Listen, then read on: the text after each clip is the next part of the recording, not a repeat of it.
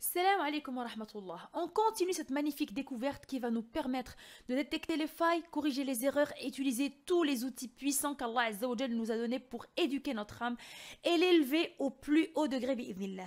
Mais avant de plonger dans les détails, comme d'habitude, n'oublie pas de liker, partager, commenter et de t'abonner et cliquer sur la cloche pour profiter de cet apprentissage et aussi de ta formation gratuite sous cette vidéo. Je t'envoie l'intro et on démarre à la barakatillah.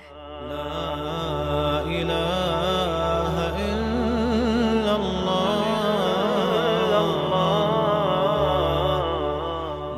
Allah Azza wa Jal nous montre que cette âme a une grande importance, nous montre que sa création est extraordinaire. C'est pourquoi Allah Azza wa Jal jure par cette âme. C'est une âme qui est vraiment particulière. Allah Azza wa Jal a créé les anges avec une âme bien particulière car ils tombent jamais dans le péché. Donc ils ne peuvent commettre des péchés et désobéir à Allah Azza wa Jal. Il n'y a pas le mujahada chez eux pour se maintenir sur le droit chemin. Allah Azza wa Jal a maintenu droite leur âme. Et à l'opposé, Allah Azza wa Jal a créé des animaux qui suivent leur instinct, qui ne réfléchissent pas, qui ne peuvent pas contrôler cet instinct-là. Mais l'être humain est bien particulier. Allah Azza wa Jal lui a donné cette âme et il a la capacité de la faire pencher dans un sens ou dans un autre. Et parce qu'elle est vraiment très importante, Allah Azza wa Jal jure par elle dans Surat al-Shams. Donc il a dit subhanahu wa ta'ala, je jure par le soleil et par sa clarté, par la lune quand elle le suit, et par le jour quand il est clair, et par la nuit quand il l'enveloppe, et par le ciel et celui qui l'a construit, et par la terre et celui qui l'a étendue, et par l'âme. Et par l'âme est celui qui l'a harmonieusement façonné. Il lui a alors inspiré son immortalité de même que sa piété. Certes, celui qui a réussi, certes, celui qui la purifie, et éperdu celui qui la corrompt. Donc, autrement dit, Allah Azza wa Jal, il est en train de nous dire, j'ai donné à l'être humain la capacité de contrôler cette âme et de l'orienter dans un sens ou dans un autre. C'est lui qui est le maître de son âme, l'être humain est le maître de son âme, et sur ce contrôle qu'il sera jugé demain, le jour du jugement. Le prophète sallallahu alayhi wa sallam ne cessait d'invoquer et supplier Allah Azza wa Jal en disant cette dua. Allahumma ati nafsi taqwaha wa zakkiha. Seigneur, accorde à mon âme sa piété et purifie-la. Anta khayru man zakkaha. Tu es le meilleur qui puisse la purifier. Anta waliyuha wa mawlaha. Tu es son protecteur et tu es son maître. Allahumma ati nafsi taqwaha wa zakkiha anta khayru man zakkaha anta waliyuha wa mawlaha. Seigneur, accorde à mon âme sa piété et purifie-la. Tu es le meilleur qui puisse la purifier, tu es son protecteur et tu es son maître. Le prophète sallallahu alayhi wa sallam, qui était prophète, il invoquait Allah Azza wa Jal et il disait cette dua-là pour maintenir son âme au plus haut degré.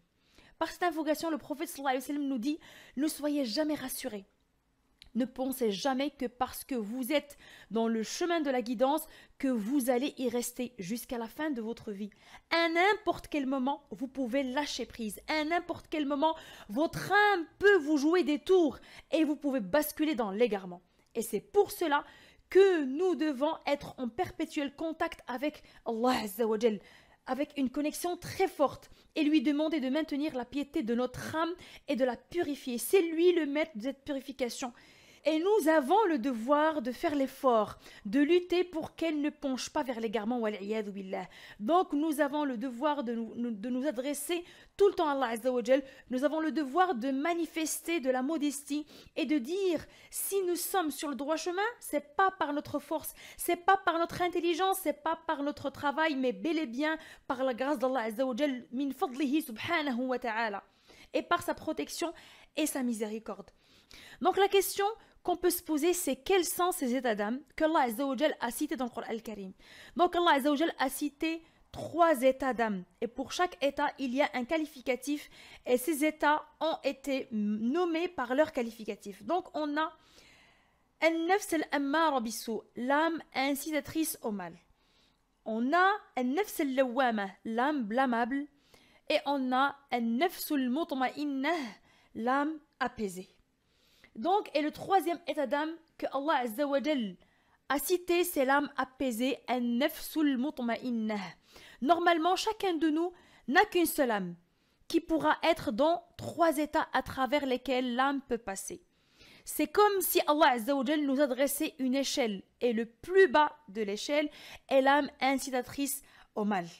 Et le plus haut degré de cette échelle est l'âme apaisée. Et donc, entre les deux, il y a l'âme qui ne cesse de faire du blâme. Mais ce qu'il faut savoir, c'est que notre âme ne reste pas sur un seul état.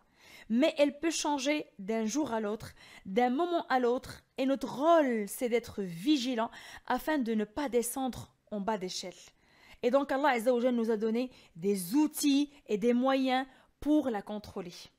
C'est ce qu'on va détailler lors de la prochaine vidéo. N'oublie pas de liker, partager ce khayr, commenter et de t'abonner pour ne pas rater la suite des séries et recevoir gratuitement ta formation gratuite via le lien sous cette vidéo. Fi amanillah.